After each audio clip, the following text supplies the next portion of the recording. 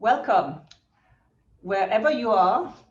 Welcome to this Graduate Institute Geneva and CEPR joint venture.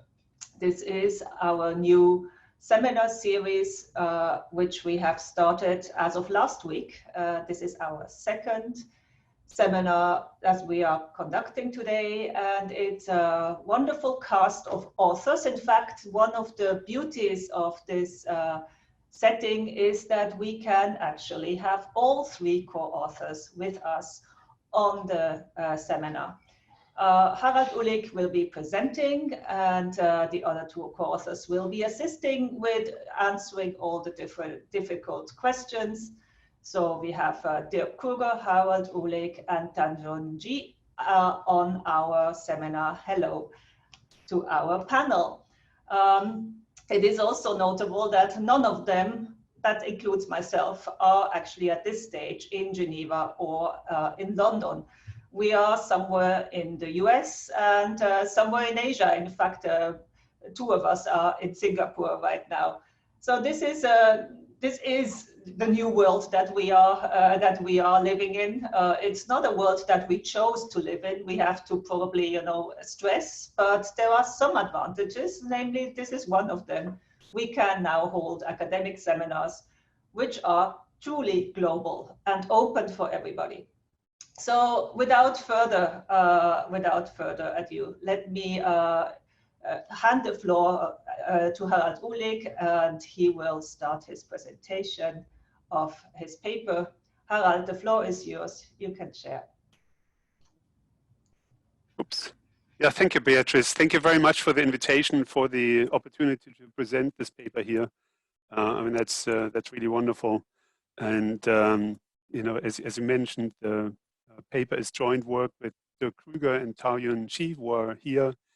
And I'll not be able to see all the questions that might be written in the chat, but they might, and they might chime in then and now, and certainly chime in towards the last 20 minutes when we do the Q&A. So I'm hoping people are listening in and asking questions, and this will be lively. I mean, there are lots of issues here to be talked about, and certainly we are only going to touch on a few things. Okay, so what's this all about?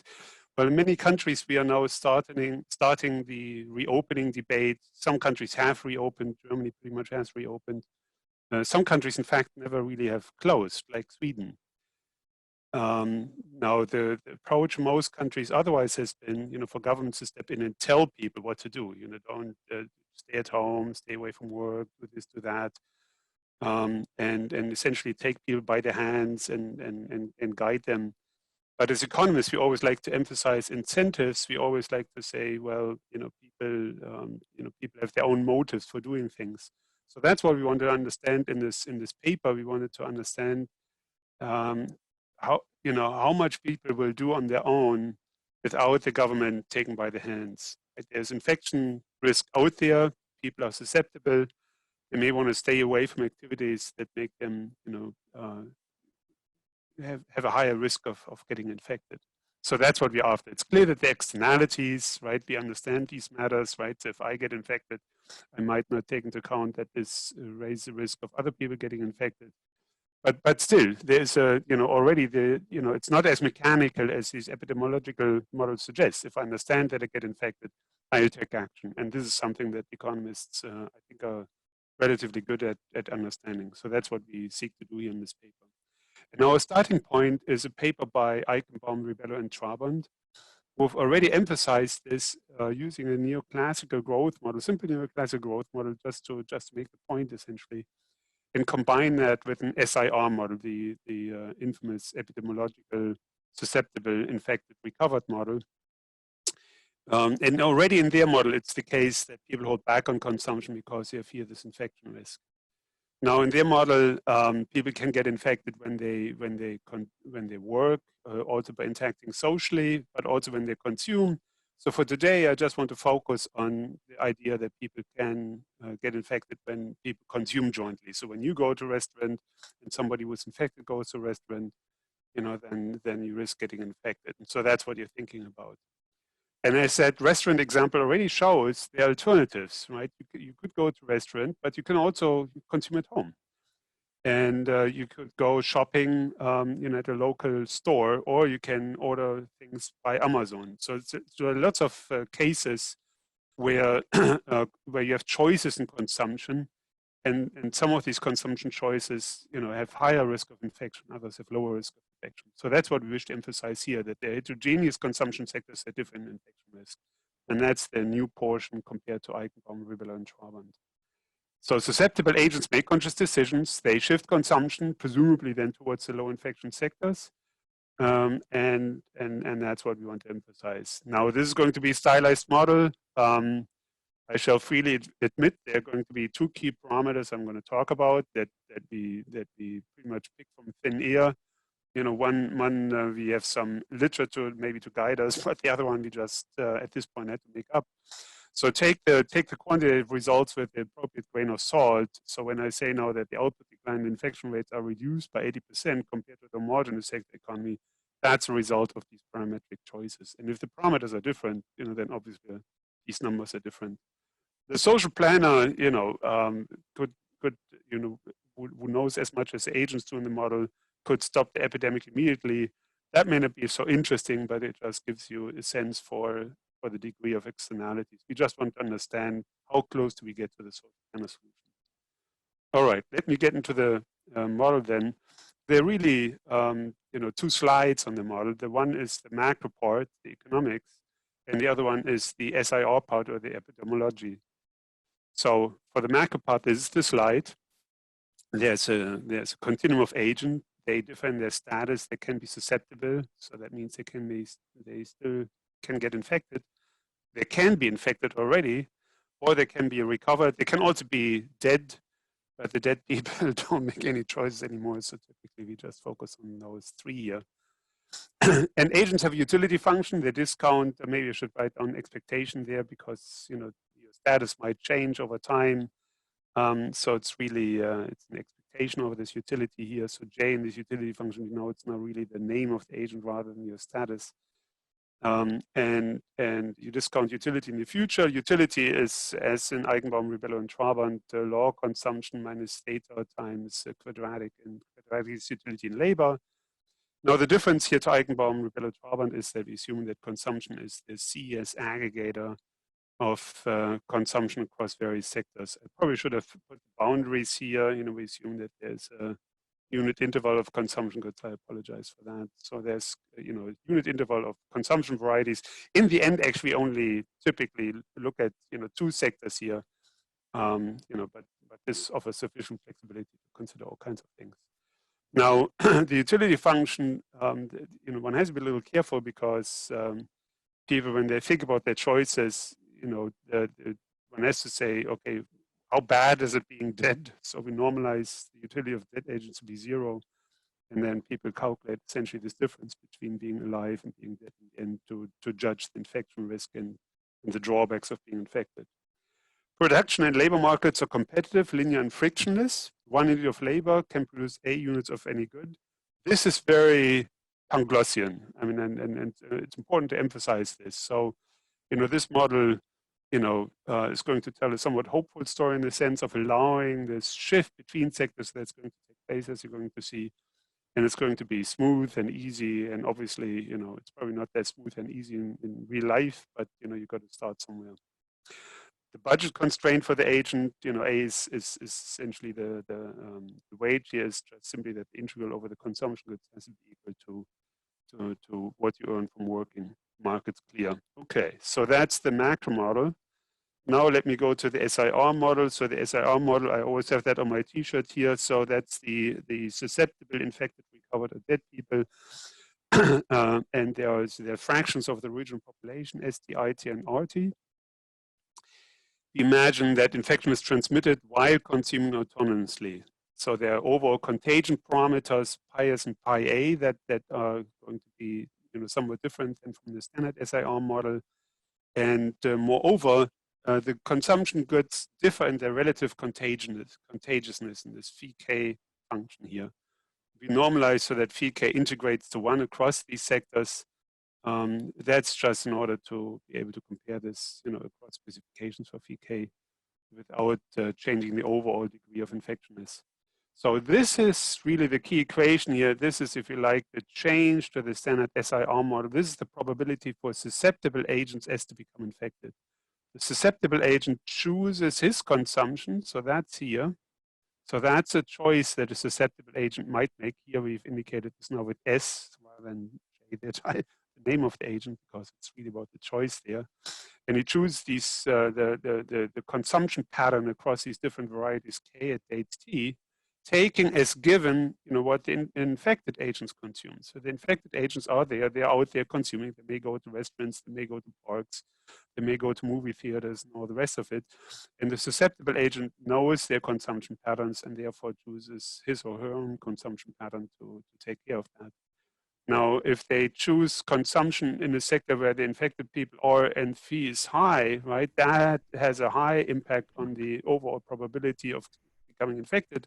But let's say 5K. Harald, sorry, we are getting a few people saying that they have problem with the microphone, with the microphone, that your voice is going in and out. Okay, let me try to change this here. Let's see. How do I do this? I probably have to stop sharing for a moment.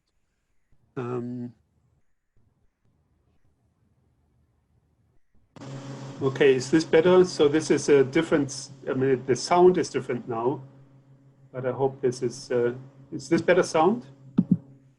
It's, why don't we try this? I mean, I was hearing you fine before, but there were quite a number of people sort of with feedback.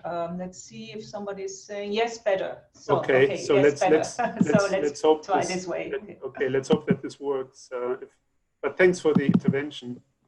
And all right, let me see what I can put this in large screen. Okay. And maybe try to speak up. Okay, yeah, I try to I don't know what it is here. Shout, try to shout. Okay, so there we go. If need be, Dirk or Tao, you have to take over and present. And anyways, so here's the, so that's the probability of becoming infected. It depends on your own consumption choices, depends on the consumption choice of the infected agent, depends on this overall parameter pi s is here, depends on the fraction of the infected in the population. So that's, so these first two pieces, that's standard in the SIR model, right? That's what you always have in the SIR model. What's new is really this piece here. And it's in some ways similar to Eigenbaum, Rebel, and Trautmann, except that we also have this differentiation across the sectors. We also allow for this autonomous piece of becoming infected. So people might, so that would be just the standard SIR piece, if you like, where people just infected because there are other infected people out there. But if you think about consumption generally, if you think of anything that we do as a leisure activity in some ways is consumption. And so you have choices, right? You can, I don't know, you can go to parks or you can go in your backyard. So it's in some ways, if you think of all these things as being choices like consumption, it's just not maybe measured in GDP. Maybe this term should even be dropped, but we put it in there because, some people might argue, no, there's mechanical, they're being affected. All right, otherwise, the model evolves just like the typical SIR model. So the total number of newly infected people, the TT, is just the fraction of people that are not infected yet but are susceptible times the probability of becoming infected. Then you add that, then you subtract that, from the susceptible people, you add that to the infected people, and then the infected people also reduce by, some people getting recovered and some people die, right? It's this death risk that's really crucial for understanding, why people wouldn't want to be infected in the first place. So that's a threat, right? You're trying to avoid being infected. Here, there's no disadvantage of being infected in order to avoid death. The infected work just as much as the non-infected. They also make consumption choice, different consumption choices possibly. The one thing that we have assumed here is that infected people know that they're infected, and you think about the generalization of this, but you've got to start somewhere. All right, so let's first think about the choice of the infected and the recovered agents. The infected and the recovered agents, they don't have to worry about becoming infected again, so they're indifferent between these different consumption varieties. all the consumption varieties get to be produced with this productivity A, and so then it's a static problem, and here's a solution. It's kind of easy to calculate. Okay, so now we have that. With that, we can now think about the choice of susceptible agents. The susceptible agents, when making their consumption choice, take into account this probability that I wrote down here again. So that's the exact same equation as before. The only difference is that now we actually know how much the infected agents consume.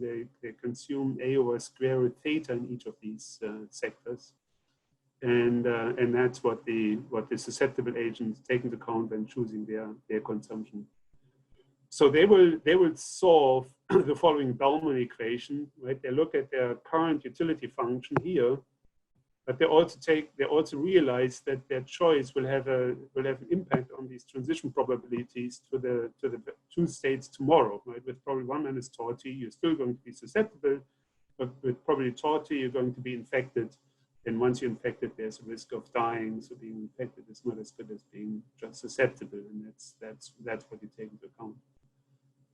So when you write down the first order condition with respect to consumption variety K, then there is this first part here, that's the usual first order condition, but there's an additional Lagrange multiplier on this torti constraint up here that agents will take into account. And this Lagrange multiplier, or this additional piece, involves also this phi K over here, because different consumption varieties, different infection risk. So that's it sort of puts an additional price, if you like, on consuming certain varieties, and the higher phi K, the higher the prices of consuming that particular variety.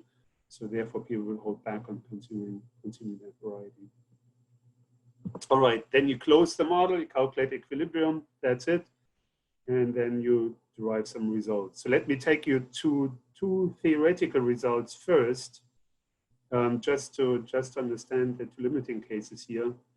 If eta is equal to 0, that is, if people really hate substituting between the sectors, that is, pizza at home really isn't the same thing as pizza in a restaurant. You have Leontief preferences over these varieties.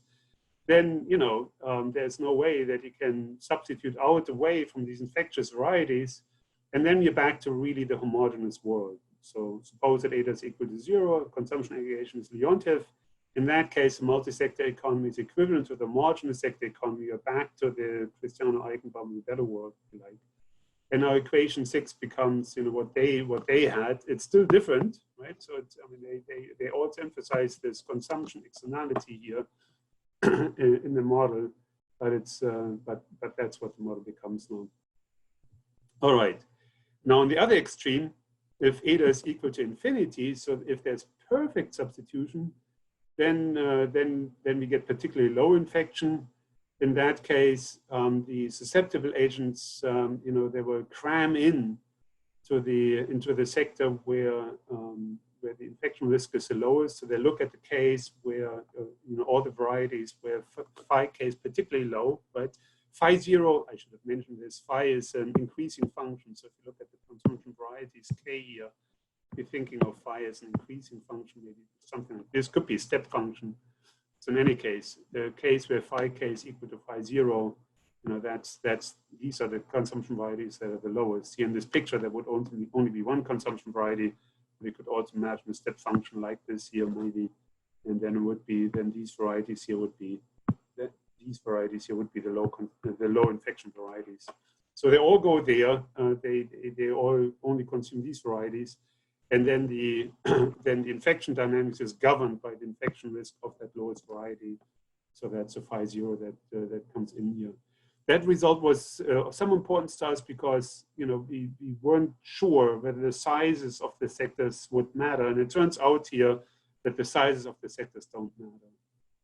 One thing I should also emphasize here, this is a limiting result. So if eta goes to infinity, that's the case. And what we're exploiting here is that infected agents still will prefer to consume the same variety in all the sectors as long as eta is finite. If you're at eta equal to infinity, then who knows what the infected agents do, and then there's a whole range of possibilities. So we also have a proposition on this, and then let me not go into that. That's let me point you to the paper for that one. Now let me go to the numerical choice of the parameter values. We choose them similar to Eigenbaum, Ribello, and Trabant. They calibrated their model as far as infection dynamics is concerned based on initial warnings, I think in particular by Merkel, of how deep how large the death rates might become. Those numbers are based on scientific expertise by disease experts in Germany. So that was a reasonable starting point. We now see that probably the deaths, even in the worst cases, the rates aren't quite as high, and maybe that is because people make choices, and it's not as mechanical as these SIR models tend to suggest. So, anyways, we also have their consumption decline of 10%, and choose so that's what they calculated in their model. That's and so that's our starting point. And we just wanted to see how much our mechanism might mitigate these effects if you allow it for these substitution possibilities. So we set pi a initially to 0. Later on, we have some variation. We set pi s to get this 10% consumption decline in the homogeneous sector case in order to mimic their results. I mean, in order to get our results comparable to their results. And again, that's, why 10%? Well, that's, you got to look at their paper, but that certainly doesn't seem unreasonable. Now, here's one parameter that we have to make up. For most of the numerical calculations, we consider two equally sized sectors. And one sector is a low infection risk, and another sector has the high infection risk. So phi1 is 0.2, and phi2 is 1.8. The average out to 1 here. And so you can see that the infection risk, the relative infection risk here differs by a factor 9. Now, why 9? I mean, I guess we just, started looking at these numbers, and so we kept these numbers. But they could be larger, they could be smaller. It's it's hard to find at this point, to really tie this to good empirical evidence. Maybe down the road. But the paper here is meant to illustrate the mechanism and let us think about these issues rather than being a fully reliable quantitative version. So that caveat, let me just proceed. Now, for the elasticity of substitution between the varieties, we chose eta equal 10 for our baseline calibration. Eta equals 10 seems reasonable based on some of the trade literature that has documented how large the elasticity of substitution is between varieties that are close. 10 seems to be a reasonable number. We also looked at eta equals 3 as another benchmark that's reasonable for varieties a little further apart. It might also be reasonable if you reinterpret this choice really being about labor rather than consumption. We have an appendix in the paper that shows that if you do this whole thing by infection risk coming about from labor interaction, workplace interaction rather than consumption interaction, you can actually get formally the same equations in one formulation. In other cases, it becomes very similar. So if you rather want to think about workplace interaction rather than consumption interaction, then maybe really the main difference is to look at eta equals 3 rather than eta equals 10 in the graphs that I'm going to follow. Now, because we didn't initially have the pi a, we don't get as many susceptible as Eigenbaum, Ribello, and Trabant get. So in order to get that, we also changed pi a as a variation there. We allowed that to be bigger than 0, and then have some other variations that I'm going to talk about. All right, so here are all the parameters, but I pretty much talked about them already. More could be said, but let me skip that. Here's now the one of the two headline results. This is the consumption dynamics. Down there we have weeks. So the whole consumption dynamics here takes place. The bottom is reached 40 weeks after the start of the disease. So maybe the whole thing is playing out a little bit faster now, but we don't know. Anyways, that's what the model delivers. And you see that in a homogeneous sector case, and that's a point that Eigenbaum, Ribello, and Trabant emphasized, consumption also declines, and declines for the same reason as we have in our model, namely that susceptible people hold back on consumption because they're afraid of becoming infected. So that's what generates a consumption decline. It's voluntary shutdown, if you like. It's you can think of that as a version of the Swedish solution, but the Swedes may not experience a consumption decline that's so large, maybe partly because there are these substitution possibilities that we emphasize here. So in our baseline scenario, that's this blue line up here, the consumption decline really isn't quite as large. It doesn't go down by 10%, ultimately it goes down to somewhere between -1% to -2%. So there is some reduction in consumption, but it's all mainly driven by this sectoral shift rather than the overall reduction in consumption. If you like eta equals 3 better, then obviously, the mitigation is not quite as large as we have seen with eta 0. We are back to the homogeneous case. So it's kind of clear how this should be ordered. There's a fourth line there. It turns out that if you lower pi s just a little bit to 87% of our original parameter value, then you never get, then you get actually that this replication rate is smaller than 1. And the worst time for consumption is early on. And then after that, consumption starts to recover because the disease dynamics is declining on its own. We started the disease by having 1% of the population infected, but in that case, the curve is actually reversing rather than just simply flattening.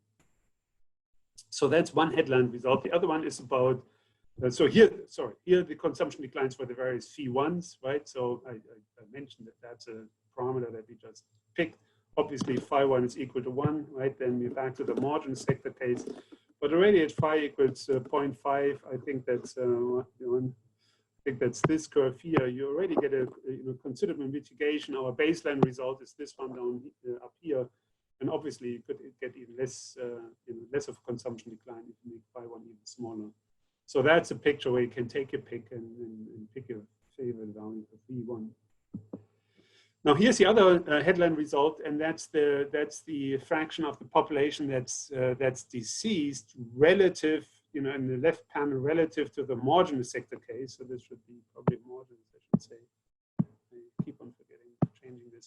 So that's relative to the marginal sector case. So the Eigenbaum-Rivera-Traban simulation is up here, and then we just calculated how many deceased, right? How many people would die relative to this marginal sector case. And you see that now a benchmark simulation in the 0.2, this is about just 20% of their value. You can also flip this around, treat ours as the benchmark and then calculate how many deceased would you get. And then, naturally in the Eigenbaum-Traban homogeneous sector scenario, you get about 5 times as many compared to ours. and again, here the difference is, of course, the different fees. So, this is not, we are building on Eigenbaum-Rivera-Traban. I think it's a nice paper. The point here is really to say that the sectoral substitution possibility is really important and is something that maybe we should be thinking about when reopening the economy or studying the Swedish solution. Here's the overall dynamics. This is the first 4 panels show the disease dynamics of the SIR model, infected, susceptible, recovered, and deceased. For the different parameter values for eta, and you can see the deceased, is much lower in our case compared to the original one. Average consumption isn't falling as much as it would if you have in the marginal sector case. Labor is pretty much a mirror image of consumption, so there's not much else happening there. Now, if you throw in this autonomous infection possibility, then there's just a mechanical way of becoming infected. And then, of course, reducing consumption really doesn't help you all that much. I mean, people do, right?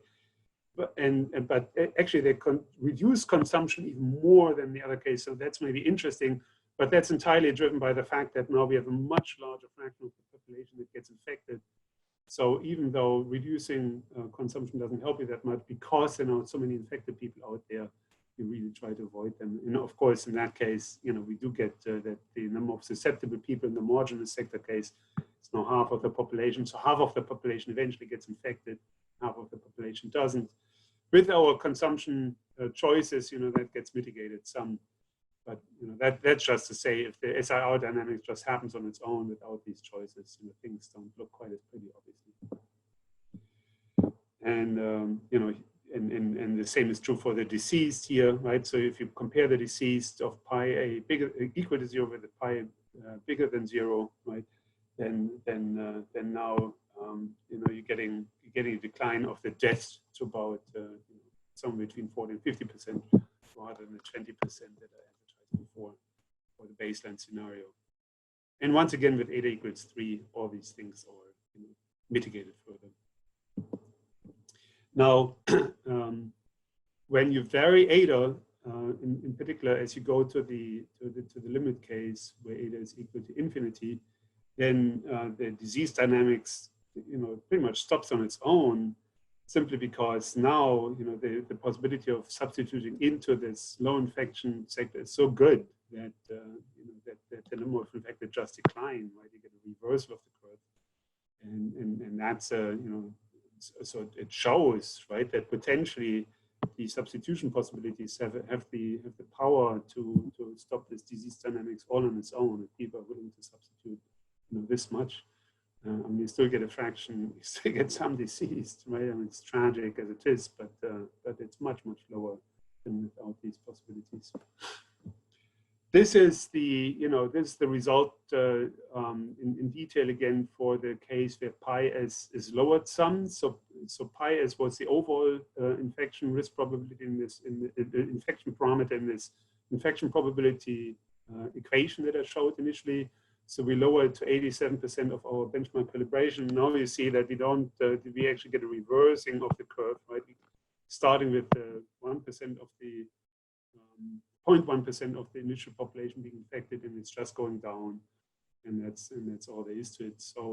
So consumption substitution plus some social distancing, if you like, right, and some additional care, some additional hand washing, and so forth, might actually have a chance of stopping the disease dynamics on its own. Now here's what's happening in the model, right? So how is this achieved? It's achieved by people switching from one sector to another, right? So there are two sectors here in these simulations, right? There's a high infection sector, there's a low infection sector. And you can see that in the high infection sector, we're seeing decline in consumption. We are seeing that if you ask what's the percent of the population that works there, right? It declines, right? We're seeing, if you just look at the high infection sector, you would see unemployment rates there, going up to 20% and more, because simply people, no longer work in movie theaters, people no longer work in stadium events, people no longer work in the airline industry, and so forth. And we're seeing this playing out now, right? We're seeing these high unemployment numbers, right? But at the same time, we know that companies like Amazon are hiring. We know a bunch of companies are hiring people that are in the business of delivering to people, that are delivering consumption goods in some other way. And so that's what's happening. We're seeing the shift in consumption towards these sectors. Overall consumption still declines. But what happens here is that people switch from one sector to the other one, and that's an important dynamics. The dynamics actually, interestingly, looks a little bit different across the different values of eta, right? So for our baseline case, and also eta equals 3, it sort of starts low and then it's sort of hump shaped. But if you have extremely high elasticity of substitution, actually the consumption here immediately stops, essentially in the high infection sectors, and immediately switch to the other sectors. Now again, the model assumes that these labor markets work extremely well, that you can move labor from one sector to the other, easily, and that may be a bit Panglossian and a little too hopeful, but we all can need some hope in this day and age. You can expand this model, right? We made the model flexible enough that we not necessarily have to confine ourselves to 2 sectors. So this here is a 9-sector case, and we have different sectors differing by their degree of infectiousness, in 0.2 steps from 0.2 to 1.8.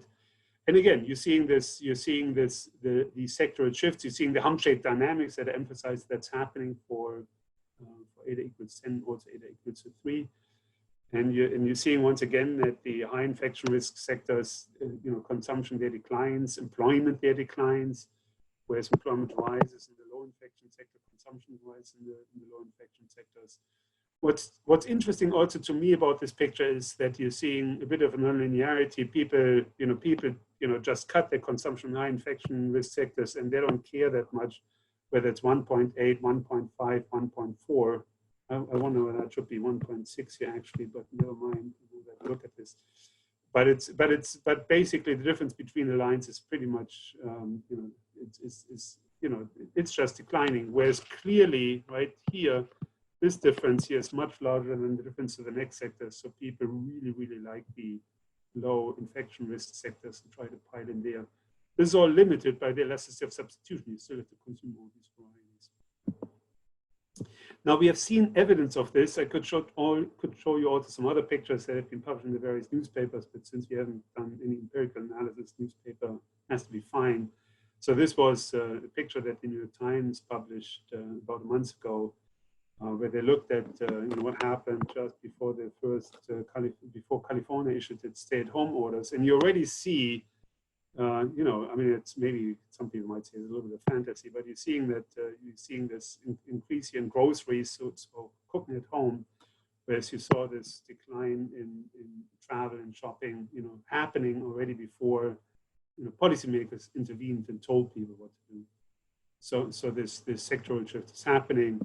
It's all documented. Now this is a little bit more complicated because it's now conflated by also the stay-at-home orders.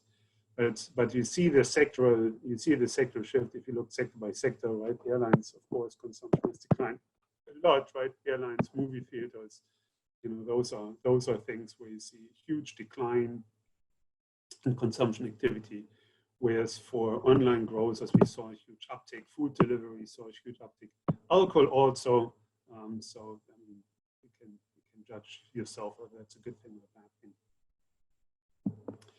Now, just to understand, just to put this in perspective, is this already as good as you could do in this model? The answer is no, right? You can always have a social planner step in and do better, right? So policymaker in principle, because there's an externality here, people don't take into account, they're selfish, they don't take into account when they get infected that they might infect others. Typical economist assumption, we'll debate that, but that's what we're assuming, like the rest of the literature. So agents here in the model know where they're susceptible, infected or recovered. So we tell the social planner, the same thing. So this could be, you could think of this as widespread testing. So that may be one way of thinking about it, or simply moral appeal, right? So maybe that's worked in Sweden, I don't know, maybe just appealing to the population, listen, do the following if you're infected, hold back on consumption. And then the intuition is pretty clear here. The social planner will seek to minimize infection via infected agents. The social planner, we should say, is a little confined here in this model. He can't really completely isolate the infected people, right? He has to feed the infected people. The infected people have to consume. As they do, they will have to interact with susceptible agents. Presumably, there are more choices available, but we are sticking within the framework of the model. But the social planner is, extremely powerful here, right? You can see that there's basically no disease dynamics. Right, because the social planner really can, essentially starve the infected people for a while in order to not to make them consume together with the susceptible people, and that's how the social planner stops the disease. But the results here are a little bit more benign than what you would get in a homogeneous scenario, right? So in the homogeneous social planner scenario, the social planner would really, decrease the consumption of infected people, and that would be true in all the sectors. So this 8% is 8%. There's also 8% here, but with the sectorial shift possibility, what the social planner actually tells infected people: look, you can actually consume some, right? So he's not starving them as much, because he can afford to put them in these low infection sectors. They are infecting some susceptible people, but the social planner also cares about the infected people in the first place. So the social planner has to face the trade-offs. The social planner just keeps them completely away, essentially, from these high infection sectors. All right. So with that, let me just conclude. We are entering, or we have already started reopening some countries. We're certainly in the middle of the reopening debate. This is a good idea. It's a bad idea. In Germany, here the replication rates are gradually creeping above 1 again. everybody's wondering how much will people do on their own. And that's precisely what this paper is meant to help us think about. The idea is, in a neoclassical growth model, cum-SEER model, we assume that infection happens when people consume jointly, and susceptible people meet infected people there. Because the sectoral variety of choices, different good varieties, different infection risk, and susceptible agents can take this into account, therefore shift towards these low infection varieties. So for our preferred parameters, and again, eta and these phi numbers, we have to pretty much plug from thin air. The phi numbers maybe more than the eta numbers. The output decline and infection rates are reduced by 80% compared to the margin sector version. We might be even able to get a reversal rather than a flattening of the curve. That is, we might really stick to an R below 1 in that case. And we have an extreme social planner result as a benchmark just to understand how far you could potentially go in this kind of environment. This is pretty Panglossian. This is maybe too hopeful in some ways, but hope is certainly something that we all need at this point. So thank you very much. Thank you, Harald, and also for being super punctual. We have 19 minutes left for the discussion. If you stop sharing your screen, then participants can see all panelists. And I would like to encourage everybody who is attending to please ask their questions, put them in the Q&A. Raise your hand if you'd like to speak. We can also promote somebody to speaker. But while this is happening, maybe I will start with the first question and then give also the floor to your co-authors. So, well, actually two questions. One is, in some variant of this paper, you also talked about the Swedish model, which right now, of course, has gotten a lot of attention as, the possibly better model for many reasons, certainly because it is less draconian, less regulatory intervention, and mostly voluntary. It's also, however, interesting to see that so far, at least, the GDP projections for Sweden are pretty much in line with everybody else in Europe. In fact, I just looked it up again. It says IMF is forecasting -6.8 in Sweden, -7 for Germany. So that is really almost rounding errors. So that would be one question. Would you want to, dare talking about that? And a second one is your 40 weeks. That's certainly also something that people are wondering about, how you're thinking about those. Who wants to take that? Yeah, maybe I start. I'm happy to talk. So the 40 weeks. I mean, if you look at the timeline, it is the case that the problem starts right away, right? It just builds up. So I mean, I think the peak is going to happen 40 weeks after the first cases, so to speak. And I think once we know when the first cases came along, I think it's not implausible, right? I mean, because this is basically saying that the sort of the depth of the recession might happen sometime in the early fall. And certainly that is, as far as I can tell, is not too implausible.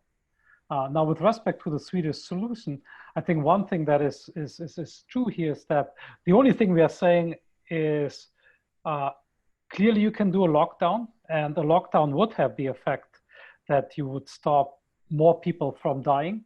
But what we are saying is that private incentives are so strong that you don't necessarily have to do it in order to stop the pandemic, right? I mean, certainly in our world, if you in addition have a lockdown, and even in our benchmark model, you would stop further people from dying. Clearly, that would be the case. We're just saying that it might not be necessary if your objective is to not have too many people die.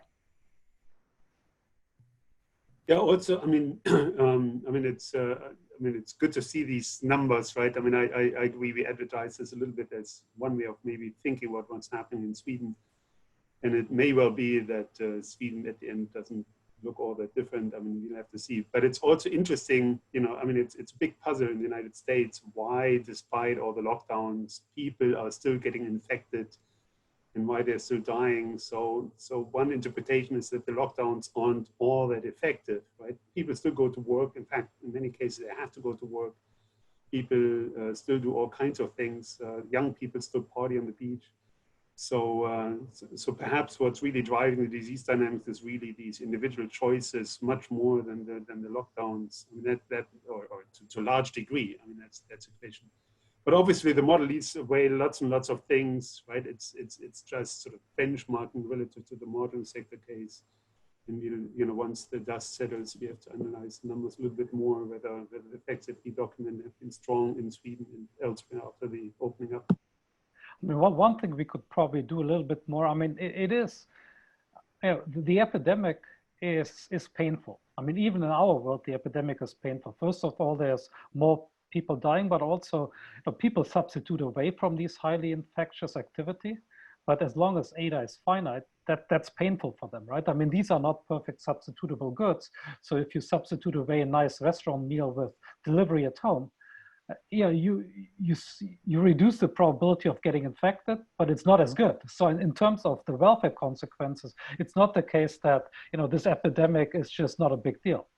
It's not as big a deal as if households would just not respond at all. But in terms of welfare, it is painful because you're now ending up consuming goods that ideally you would have a nice varied bundle of consumption goods, and now you just the epidemic pushes you into certain sectors of the economy that ideally you don't want to only have Amazon, you don't only want to have you know, delivery of food. Occasionally you want to have other varieties, but you know, you understand the trade-offs, and it reduces your welfare, but you can do something about getting killed as much as you otherwise would.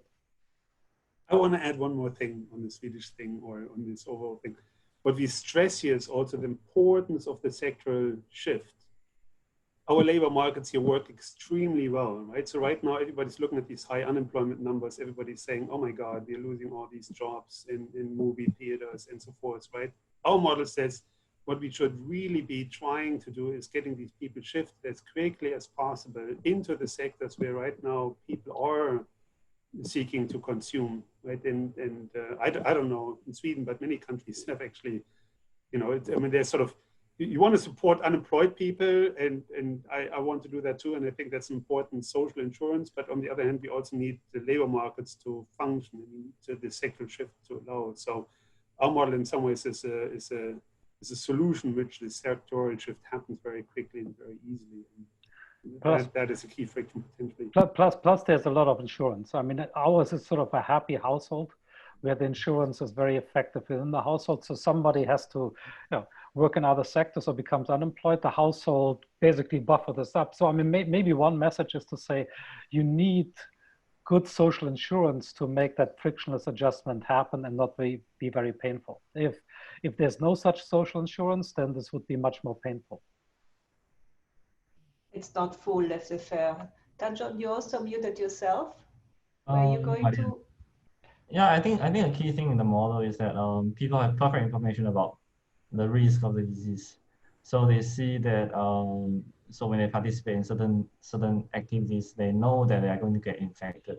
Therefore, they voluntarily switch to a low infection sector. But in real life, it may not be so. So we need the government to be the parents to take care of these things, and then to tell people that, okay, maybe stay at home is better than going out, yeah, something. So we have a question here from Flavio. I'm sure to mispronounce your last name, Flavio Doxwerth, who is saying, you know, could you think about segregation in other dimensions, like giving access to certain businesses for certain different population groups at different times? Well, this is, you know, an idea of whether this is happening for elderly and key workers.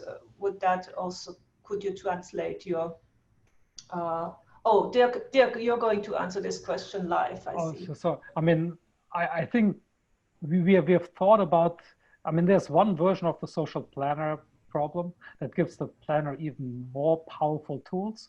And that is by separating the consumption experiences of the potentially infected and those that are susceptible. Clearly, that would be preferable. I mean, if somehow you could change the consumption technology and separate different groups effectively, that would be the best thing.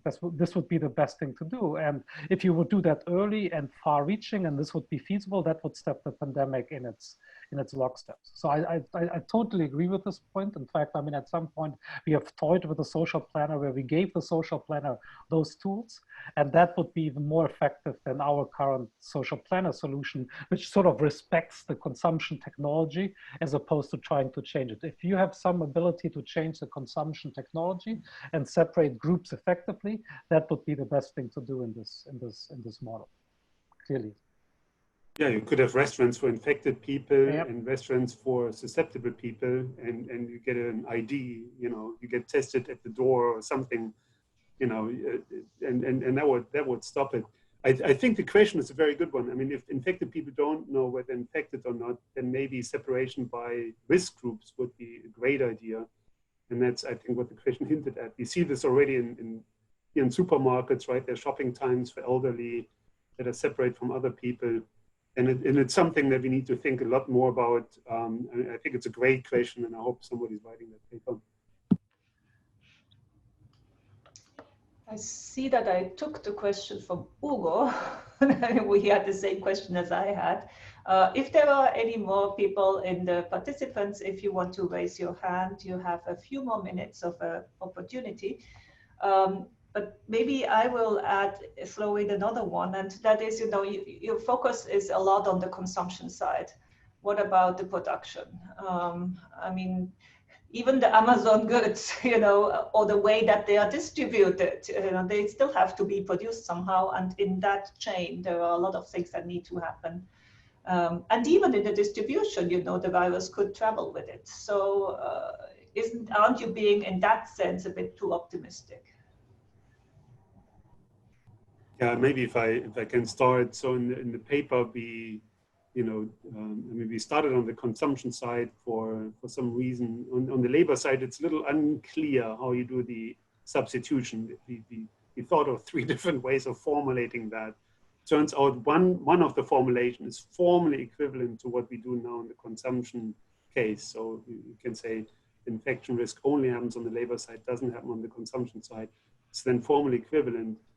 But surely the elasticity of substitution between different types of labor activities is maybe not as high as for consumption activities. It's probably easy to substitute home.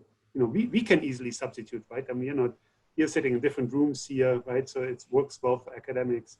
But meat production plants, you know, I hear that people are still standing shoulder to shoulder and infection risks are high. So yeah, I'm fully on board with you. I think the infection risk on the labor side is probably much higher, and also heterogeneity plays a much larger role there. I think Dirk has a full paper with co-authors talking about those kinds of things as well. But as far as the analysis here is concerned, at least in one labor formulation, it's formally equivalent to what we have, and you might simply want to say maybe the ADA is lower, or maybe the fee difference is lower or something. I mean, I agree, you know, and it turns out that it's these food production places, I think, where we now see, is, in particular in the United States, lots of disease dynamics emerging. It's a big concern. I mean, one thing that I think is interesting, which we haven't done at all, is to sort of distinguish between short and long run elasticity of substitution. So in consumption, you could think that substitution happens very rapidly, right? And we've seen that in the data. If you look at restaurant meals, I mean, restaurant reservations on the open table, they collapsed well before people shut down the restaurants. So their substitution, I think, happened very rapidly. On the labor side, you would think that it takes a while until you substitute across these 2 sectors. So it might be the case that the substitution possibilities are more limited, and therefore the results are more in line with sort of lower ADA estimates that we have in the paper, but also it might just take longer time. And one thing about this crisis is just it unfolds so rapidly, and maybe our paper doesn't make it unfold as even rapidly enough, that, you know, maybe in 2 or 3 years, you would have substituted these activities very effectively, but in a way, then it's too late, right? I mean, one thing that we have not modeled is the possible advent of a vaccine. And in the presence of that, if adjustment takes time, you might want to do less of it. If you know that in 6 months or a year, you're going to have a vaccine, why would you reorganize a lot of production activities if you know that this is going to happen, right? I mean, and that's something, I mean, I think vaccine and testing, I think this would be the obvious next steps to introduce into our model, and other people have done already very exciting work in that direction. So we have now that it's really picking up in the chat box, if you also have an opportunity to look at it. So let me pick out this one here, which is asking, well, first of all, thanking you for a very clear and interesting presentation, but then asking whether you think that there is a difference between the results in more advanced countries or in countries in less developed countries. So would you think that there is a difference? Yoon, you have a view on this? I mean, I mean, okay, so let me start again. I mean, you know, I think to the shock of the usual arrogant, you know, highly developed countries, right? The disease dynamics has been particularly bad in rich regions of Italy and rich regions of the United States, right? So now we're seeing indications that it's going to be really bad in Africa as well. It's hard to say, right? I mean, it depends on the consumption patterns, right? I mean, I can see why in a place like New York, where people do a lot of things in socially, right, why the disease would spread more easily than in rural areas. But even the rural versus city distinction we don't see. So it's super hard for me, at least at this point, to judge whether there's any systematic difference between developed and not developed countries based on this analysis. I mean, one thing that is important in our model is that people have to be fairly well informed about the sectors that are infectious or not, and maybe that's also where, you know, the role of the government comes in. I mean, effectively providing information about where to go and where not to go to consume and to produce. So to the extent that one might imagine that there's heterogeneity across countries and how important and how easy this is, you get cross-country differences. So in economies where it's very apparent where the infection possibilities are, then our mechanism is going to be more potent. Whereas in economies where this is more sort of ambiguous, or where the government is not providing enough information, then these mitigation possibilities are less prone. How that delineates across levels of development, I have a harder time imagining, because on one hand, you want simple economies, ideally two sectors where it's clear one sector is dangerous, the other one is not. In more complicated economies, that might be less clear. So it's not obvious that less developed economies are going to have less of these possibilities, because simpler economies, it might be much more transparent how to avoid risky activities. What about the insurance that you talked about before? So that's, I think, mostly a welfare question. So I think for us, you know, in terms of the model, it is important that there is very effective consumption insurance, and in the labor case, fairly effective unemployment insurance within the family. So I think these substitutions work really well in economies that have a flexible labor market, but very strong social insurance. I mean, if you would not have that strong form of social insurance, some people might actually work in highly infectious sectors, not because they don't understand the risk, but because there's no social insurance against this possibility of unemployment. And then our mechanism would be mitigated, because, you know, it's true that you understand that you're going to get infected in highly risky activities, but on the other hand, if there's no social insurance and you have to eat and you have to feed your family, then you just have to do what you have to do. So I think combining the substitution with strong degrees of social insurance, that's totally important for this to work. and might actually, explain differences across economies. So I am. Unfortunately, now we have one or two more questions that we would like to ask, but we are out of time, and we have to be punctual online as well as in the real life. What remains to me is to thank you very much. Really, it's a pleasure and an honor to have all three co-authors of a great paper. Let me also mention that it has been published in the COVID Economics vetted paper series, which is the vetted paper series in which at CEPR we are collating what we call, emerging scholars' work and trying to make it visible and very fast, for fast dissemination both to the academic community and to policymakers. And it's working beautifully. We are publishing a new issue every 3 days, more or less. That was not something that we necessarily expected when we first started this. And, some of my colleagues in Geneva who are also attending this seminar have been absolutely material. Most of all, Charles Wiplosch, who is the editor of COVID Economics, and Ugo Panizza, who is also on the call or on the seminar, is the main host of this seminar series. So thank you very much for being with us this evening, morning, in some cases early morning. Thank you, Harald, and thank you. See you soon, hopefully. Bye bye.